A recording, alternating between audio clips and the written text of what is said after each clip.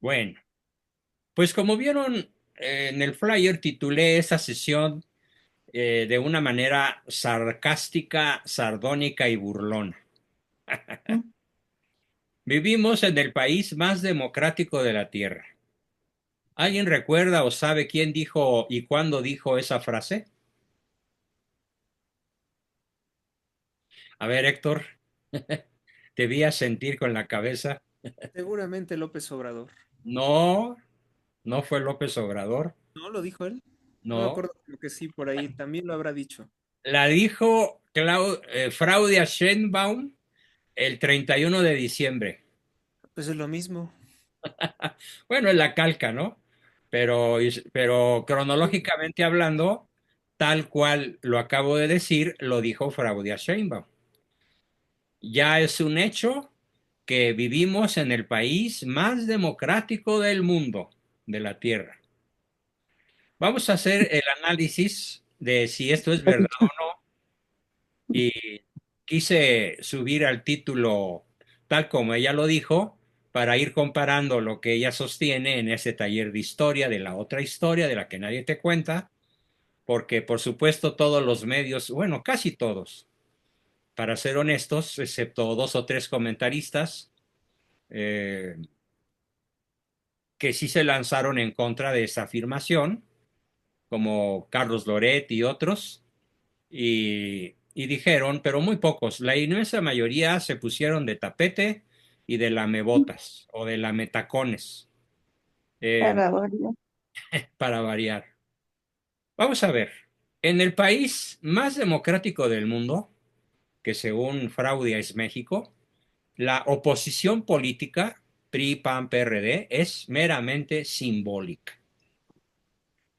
Aunque la oposición haya ganado el 43% de los votos en las urnas, solo tiene el 33% de los senadores y el 27% de los diputados. ¿Cómo es posible? ¿Cómo fue que sucedió eso? Porque por un decreto de López y Fraudia se abalanzaron sobre los senadores y los diputados y se robaron el número suficiente de curules para tener mayoría absoluta. Exactamente igual como si lo hubiera hecho Maduro, como si Maduro fuera el tirano en funciones en México. Los líderes de los partidos opositores tradicionales, fíjense, tienen investigaciones judiciales abiertas. Marco Cortés, Jesús Ramírez, Alito Moreno, todos los líderes de la oposición tienen expedientes judiciales abiertos en curso muy gruesos, que les pueden costar docenas de años de cárcel a cada uno de ellos. Claro, amañados en gran medida. ¿Qué es curul? Pregunta Oliva. Curul es el puesto que ocupa en el Senado o en la Cámara de Diputados una persona. Se llama curul. La curul es el puesto de un diputado o de un senador. Espero que te quede claro. Así se llama el asiento que ocupan, la curul. Em, y mientras que los líderes opositores tradicionales tienen investigaciones judiciales abiertas, en el país más democrático del mundo se usan las instituciones del Estado para perseguir a los críticos y abrirles expedientes.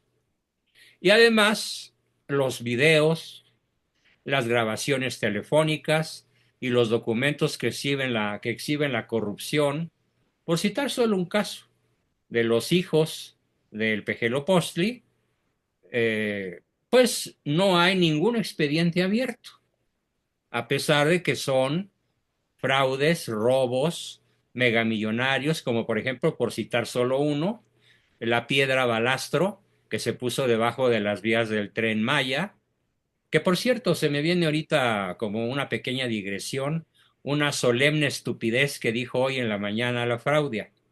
Dijo que el tren Maya circula por la selva Maya como Kukulcán circula por la mente y la cabeza y el corazón de los mexicanos, la serpiente emplumada. Cuculcán. El dios maya Cuculcán es el tren maya que circula gloriosamente por la selva del sureste mexicano. O sea, hasta para ser poeta resultó poetastra. Entonces, en síntesis, se magnifica el pequeño error de la oposición y se elimina el gigantesco fraude de la 4T. Y los delitos de la 4T se esconden, se difuminan, se desestiman, se olvidan, se tiran a la basura, pero no se hace absolutamente nada contra la apocalíptica corrupción del partido en el poder. En el país más democrático del mundo, el gobierno realiza una reforma al régimen político sin el consenso de la oposición. O sea, nomás mis chicharrones truenan, los de la 4T. La 4T coloniza a los organismos autónomos que deberían vigilar al poder y destruyó ya a los que no pudo atrapar. Conserva al INE, al Tribunal Electoral y a la Comisión de Derechos Humanos. ¿Pero por qué? Porque como lo hace el virus del SIDA, ya fueron colonizados para sus fines.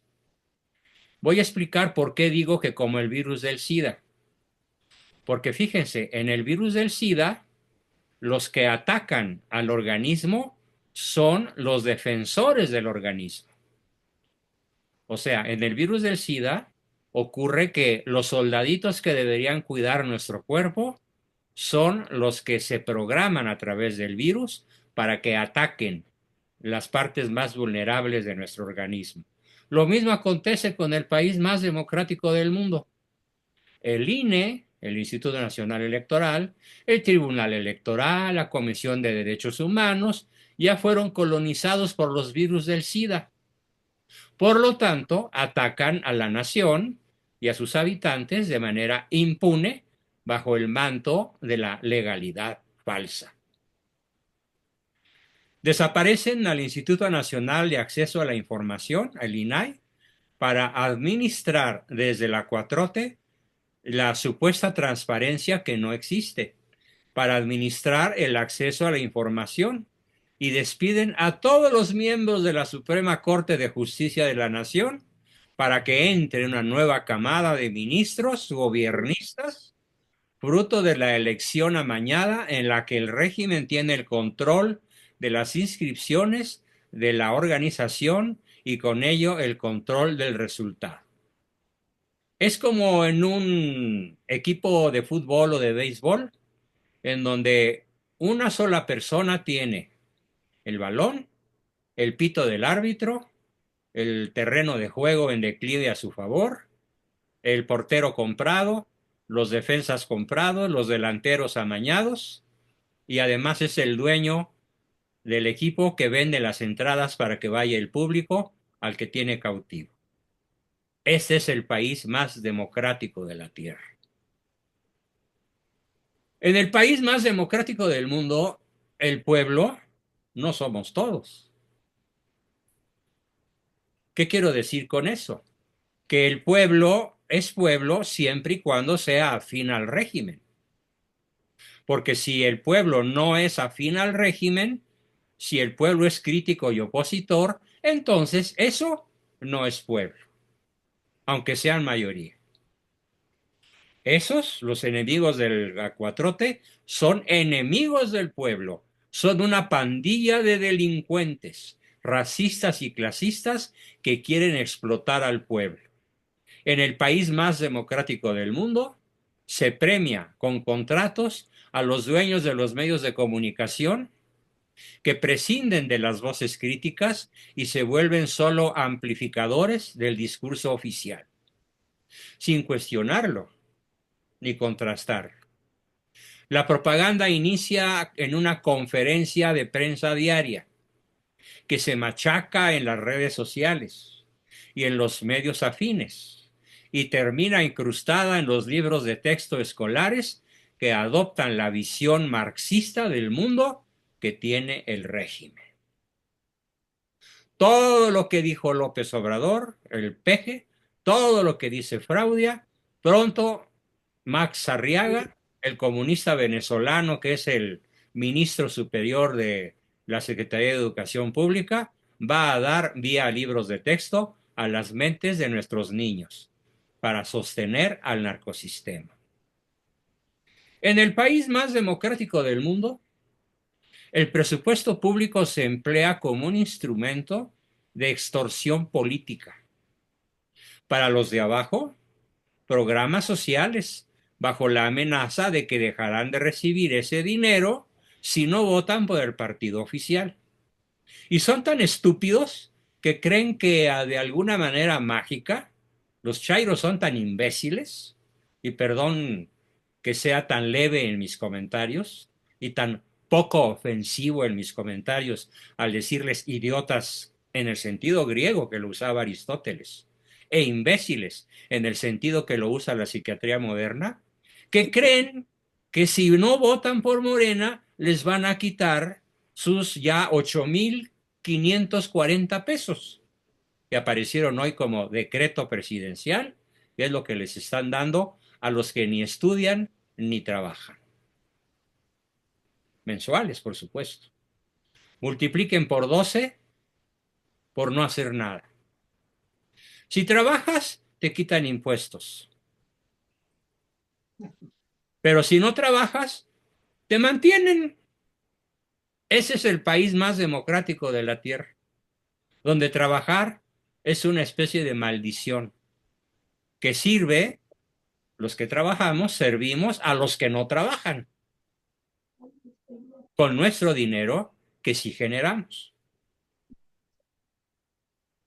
En el país más democrático del mundo, se apoyan a las dictaduras. Se apoya a las dictaduras. Venezuela.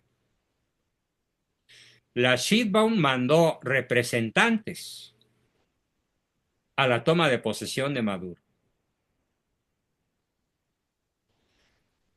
También Nicaragua, también Cuba, 2 o 3 naciones africanas, y la inmensa mayoría de las naciones de la Tierra no se presentaron en la usurpación de Maduro en Caracas hoy a las 8 de la mañana. No se presentaron. Estaba prácticamente solo, con 3 o 4 monigotes por ahí. México, Cuba, Venezuela, Nicaragua y algún país africano de esos que tienen dictador comunista. La Unión Europea no mandó a nadie. Vamos, ni siquiera el gobierno comunista de Pedro Sánchez mandó a alguien. Ni la Unión Europea. Ni Rusia.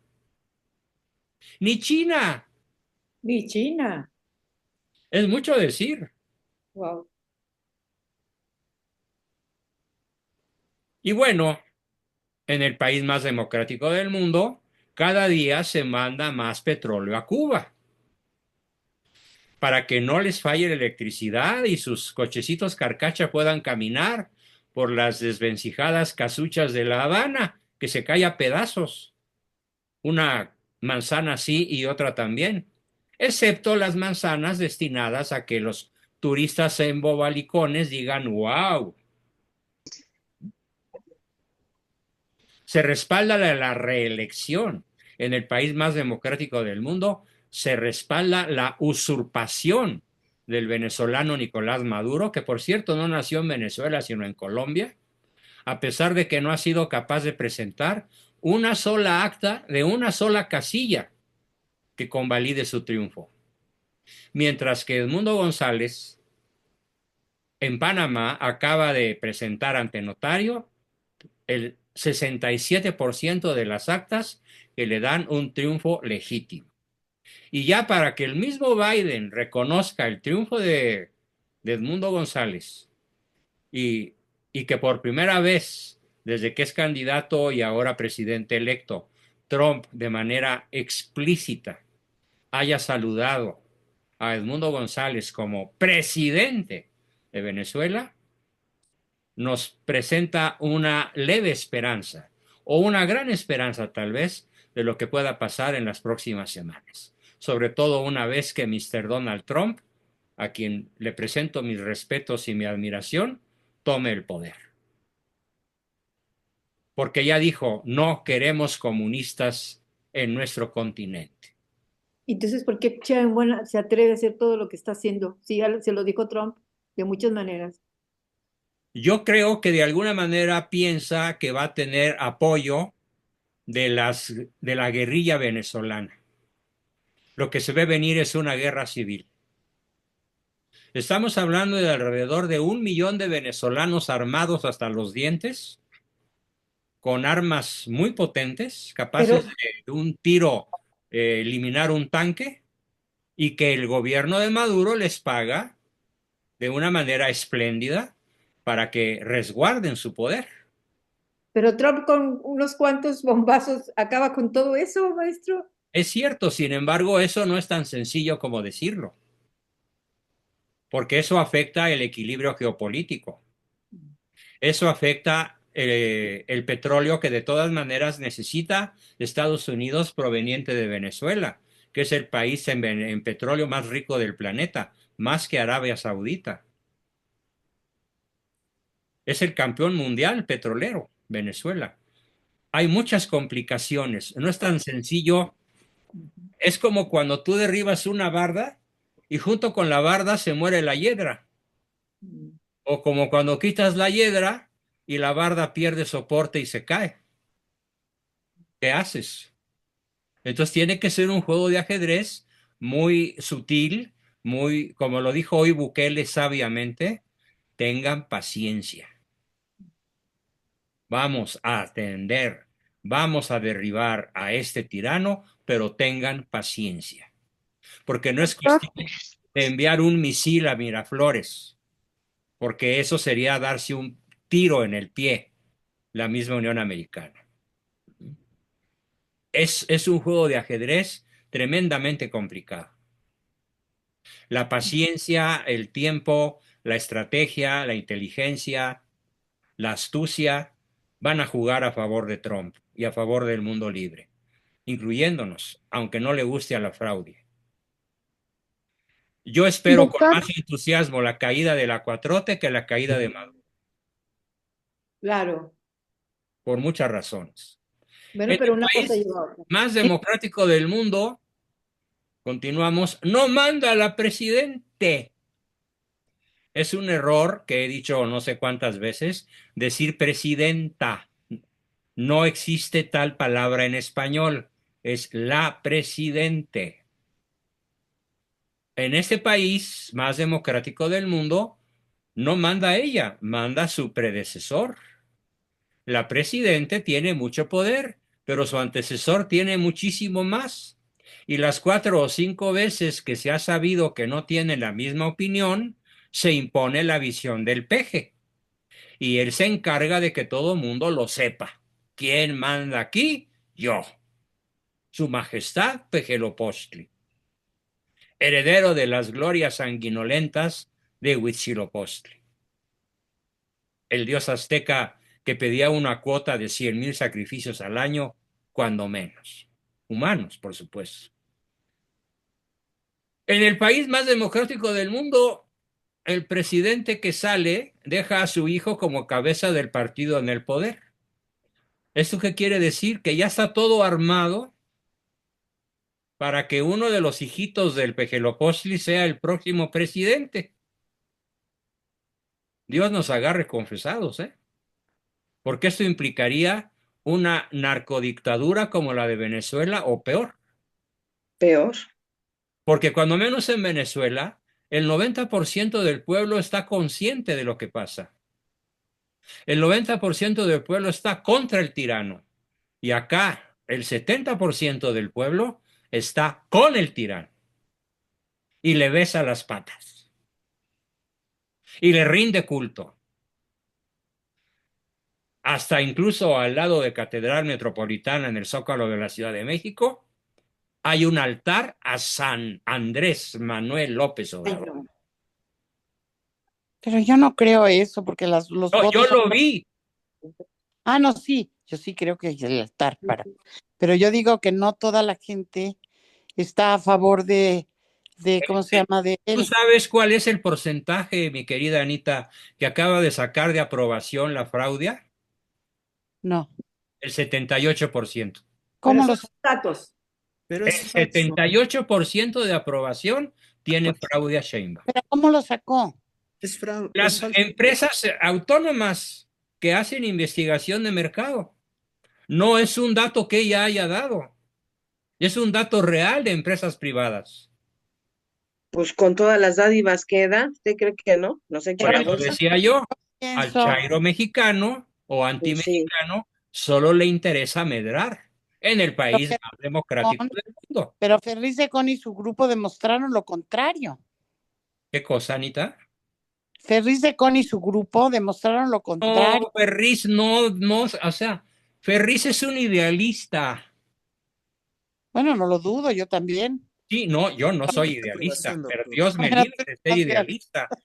El pero es una idealista es el pregunta. que piensa que lo que piensa es la realidad. Y No, pero sí lo desgraciadamente yo estoy muy demostraron. decepcionado de Ferriz porque él no dice los datos duros, los datos reales. Pero sí lo demostraron. No lo demostró. A ver, hay empresas privadas que demuestran que la aprobación popular a la fraude a Sheinbaum ronda en el 80%. Varias empresas privadas. Santo Dios. Es el Financiero, el periódico El Universal de la encuestadora Manuel Buendía. No encuestaron a 129 millones de personas. No solicitaron la opinión de Bueno, es más, ni siquiera de 1 millón de mexicanos pueden encuestar. Son Sí, cosas muy parciales. sí, Realmente yo yo creo también pienso. que no tiene esa aprobación. Yo también pienso. Fiadillas. Tiene personas que obviamente viven de venderle el voto por programas sociales, pero no tiene ese 78% de aprobación. Si no se hubiera visto en las votaciones, ¿por qué únicamente obtuvieron 34% de los votos a nivel nacional? Yo estoy de acuerdo contigo, Héctor. No, Yo pero no. eso fue en el momento de la votación. Lo Pero que pasa, ¿cuántos mexicanos están de acuerdo con su manera de actuar? Un altísimo porcentaje. Sí, pues ya se sumaron no más. saben, muchos no saben qué es lo que hace y Claro, tampoco obviamente no saben lo que no hacen. les O importa. sea, su opinión no es una opinión autorizada, pero es lo que circula, es lo que la gente lee, es Ahora, lo que la también gente se entera, eso es a lo que la gente escucha, el no altísimo les nivel de importa aprobación que tiene esta señora. no les importa lo que haga ella y por tanto tampoco hay una activa oposición a ella. O sea, les Exactamente. da igual lo que sea Sabias lo que palabras, esté haciendo, sabias palabras. No saben lo que hace y por lo tanto no hay una oposición verdadera, ni siquiera en los partidos de oposición.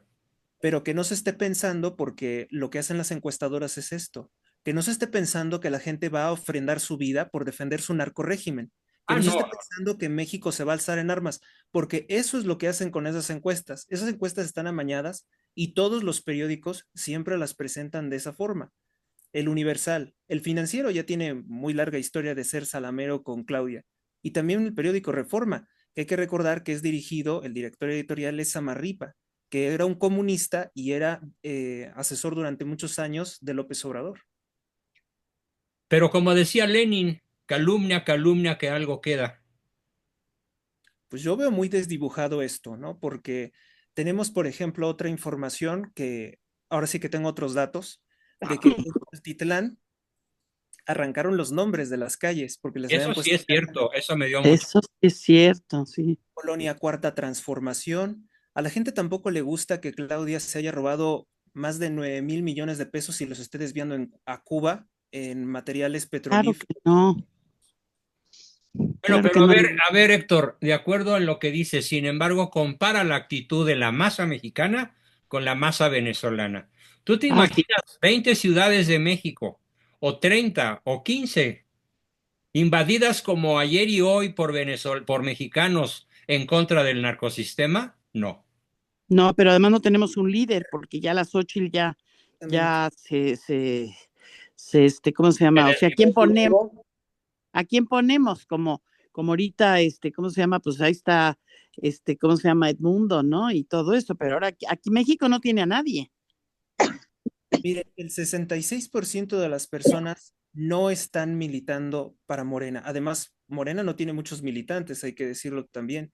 Son una minoría dentro de una amplia variedad de otras minorías, porque también estamos muy divididos y eso es lo que ocurre. Cuando Sí. sale el Partido Acción Nacional, cuando sale el PRI, pues mucha gente dicen por esos como que tampoco. Y Hay mucha división. sale Movimiento Ciudadano, que es el partido del Cártel Jalisco Nueva Generación, y entonces también divide. Y el PT, que mucha gente, por ejemplo, no saben que si votan por el PT, votan por Morena. Mucha gente no sabe que si vota por el Partido Verde, también votan por Morena. Exacto. Entonces es una ilusión lo que ellos han construido y desde luego que no tienen ningún derecho, ninguna legitimidad para tener el 51% del Senado y el 51% de la Cámara de Diputados. No tienen... Estoy de acuerdo. Sí, así comenzamos la sesión, de hecho, con una votación que no se justifica de ninguna manera, tienen esos números que se robaron Se los robaron.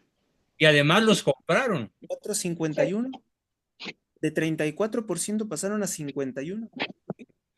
convenciendo, manipulando, amenazando a los senadores y diputados que hubieran podido representar un balance en el poder. Hubo ¿Sabe qué? lugares en Oaxaca que hasta los niños votaron. ¿Cómo es posible? Digo, que hasta Deja en las tú los casillas, muertos. los muertos, no, hombre, eso es un fraude. Por Ujú, eso se le llama fraudia. así es. No, no, no, no. Lo que pasa es, Regresaron del más allá. sí, no, no, no, no, no, no, no. Bien. Ella Entonces, es una espuria.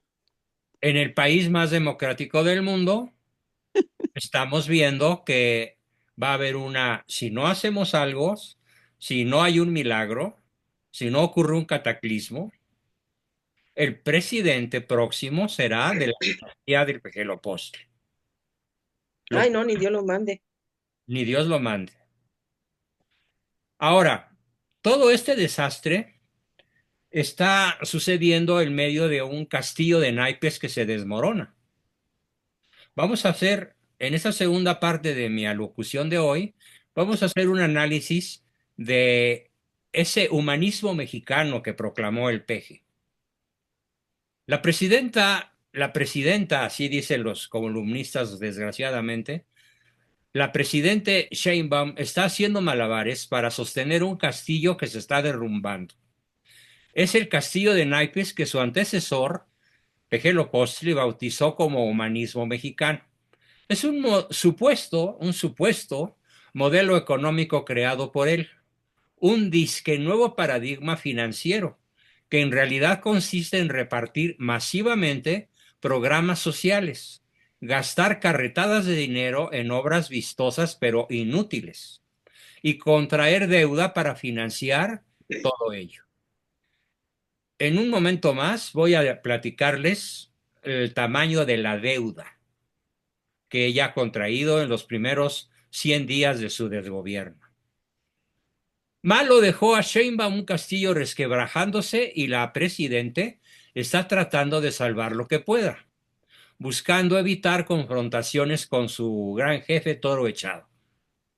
Frente a nuestros ojos en las últimas semanas, muchos mantras, muchos slogans de ese humanismo mexicano se han ido derrumbando. Conforme avanza el 2025, iremos viendo que se derrumban más y más y más. Enlisto lo que se cayó nada más en estos días de fiestas decembrinas. Birmex admitió que no pudo hacer la magna compra de medicinas con la que se pretendía solucionar el desabasto. Sigue habiendo desabasto de medicinas. Mexicana de Aviación anunció que suspende 8 de sus 18 rutas porque no es rentable. De 8 aviones se quedó con 2. Dos Bocas, la refinería Dos Bocas, que apenas procesaba sus primeros barriles, reportó en estos días que cayó 84% su producción de gasolina. Al Tren Maya, para tratar de que pierda menos dinero, lo quieren hacer un tren de carga. la rentabilidad del Tren Maya al ritmo que va tardará alrededor de 400 años en dar sus primeras utilidades. Siglos. Mientras tanto, el Chaifa, sigue semivacío. Salen aviones con un solo pasajero, con uno solo, con mucha frecuencia. La megafarmacia no forma ya parte de la estrategia de salud del nuevo gobierno y del gas bienestar ni siquiera se habla. Tampoco del agua bienestar, que fue otro fracaso. El abrazos no balazos ya no existe. Y eso de que México no produce fentanilo se desmintió cuando la Marina incautó 1 tonelada de fentanilo en Sinaloa, al grado que el debate navideño alentado por el propio gobierno no versa sobre si México produce o no fentanilo, sino sobre qué equipo industrial se necesita para producirlo. ¿Una cocina casera o una planta nuclear? Otro mantra, otro eslogan del humanismo mexicano, dice que se logra crecimiento económico sin aumentar la deuda. A ver si es cierto, a ver. El gobierno entrante reconoció que durante 2024, ojo, a ver, escríbanlo por favor los que puedan, Malo endeudó al país a un ritmo de 6,000 millones de pesos diarios. Ay, no. Escriban 6,000 y luego añádenle, por favor, otros 6 ceros. ¿Cómo se lee? 6,000 millones diarios. Fue la deuda que heredó Sheinbaum de Mar. Pero no conforme con eso, para el 2025 el presupuesto dice que seguirá aumentando la deuda con 1.6 billones de pesos más.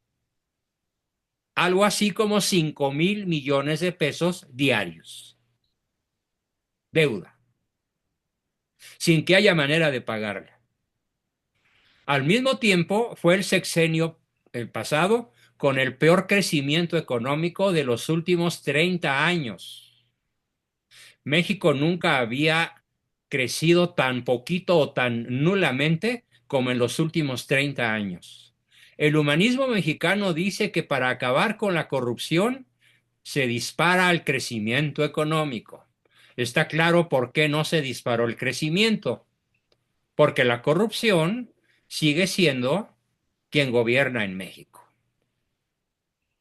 El tal Andy, el hijo del peje, ya es dueño de un partido político y prepara su asalto a la presidencia en el 2030. El humanismo mexicano considera que la cotización del dólar es un síntoma de la salud de la economía. Desde que Sheinbaum ganó las elecciones, el dólar ha subido 4 pesos, una devaluación del 25%. Durante ese mismo lapso, la Bolsa Mexicana de Valores se ha desplomado el 15%. El humanismo mexicano dice que el precio de la gasolina es más barato en México que en Estados Unidos. Falso. Lleva años siendo sustancialmente más barato en Estados Unidos que en México. Mi hermano Mauricio vive en Nebraska y él me dice que la gasolina con la que él llena su tanque es con el 70% de lo que yo lleno el mío. Los mismos litros, 60 litros. 30% de diferencia es muchísimo dinero. El fracaso del humanismo mexicano representa un desafío político para la presidente. No tiene presupuesto suficiente para sostenerlo, ni puede contradecirlo en el discurso para no pelearse con su amo. Entonces tiene que irlo desmontando en secreto, quitándole las aristas más tóxicas, tratando de componer lo que se pueda, sosteniendo lo que sea posible y ante todo protegiendo lo que resulta electoralmente más rentable. ¿Qué es lo más rentable? Los programas sociales, que son el pilar de la supervivencia política del régimen. El regreso inminente de quien propuso esa reforma del Plan C, todos volteamos a ver quién es el verdadero dueño y dirigente de Morena como secretario de organización del partido. Andrés Manuel López Beltrán, Andy. Y volteamos a ver lo que está haciendo, ya insertando carretadas de dólares, de millones de dólares, para afiliar millones de personas, para construir su propia estructura política y poder asaltar la presidencia en el 2030. Y además, dice Andy, si en 2 años no nos gusta lo que está haciendo Claudia Sheinbaum, la echamos. Lo acaba de decir ayer. Si no nos gusta lo que está haciendo la presidente Claudia Sheinbaum, en 2 años la echamos. ¿Quién manda en este país? Donde quiera que esté escondido, el Macuspán. En 100 días, Sheinbaum ha demostrado que sin aspavientos ni exabruptos mañaneros se está consolidando un régimen autoritario, más autoritario que el de su antecesor. Es también por convicción propia. No solamente es una herencia, es por convicción propia. La voracidad personal de la presidente quedó demostrada en la Ley de Supremacía Constitucional de Morena. ¿Qué quiere decir la Ley de Supremacía Constitucional? Que todo cambio que Morena haga a la Constitución, no hay manera de echarlo para atrás. ¿Cómo ven? Peor que en el peor momento de la Rusia zarista o de la Rusia comunista o de la China maoísta o de la venezolana madurista. Todo lo que hagamos es irrebatible, es irreformable. Todo lo que se eleve a la categoría de constitucional por Morena queda para siempre. No se puede quitar. Eso se llama Ley de Supremacía Constitucional, que fue hecha por Claudia Sheinbaum. Vamos, ni al malo se le había ocurrido esa idea.